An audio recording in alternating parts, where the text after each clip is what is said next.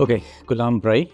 I head up enterprise servers, role at the city. So I've got a few teams that report into me. The server team specifically looking after the x86 server environment as well as the storage. The administration team was a SharePoint administration team. And then there's the third-party application teams as well. So you basically look at the back-end server infrastructure for the city of Cape Town. So my role in the project, for productivity, there were two streams specifically. The one is the virtual server farm upgrade. So that team, or my role there, was in terms of upgrading the current virtual farms, which we took from server 2019 to server 22.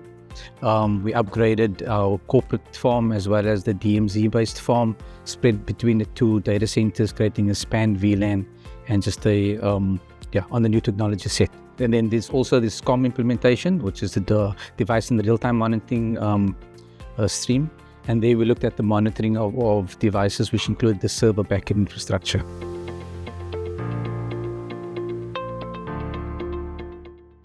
Three words. I think digital transformation, maybe not, okay, two words there. So it was an evolution really from where we were and basically making use of the new technology sets that Microsoft offered us. Innovative, collaborative. If I think of teams and the new way of working, awesome, where we came from and where we ended up.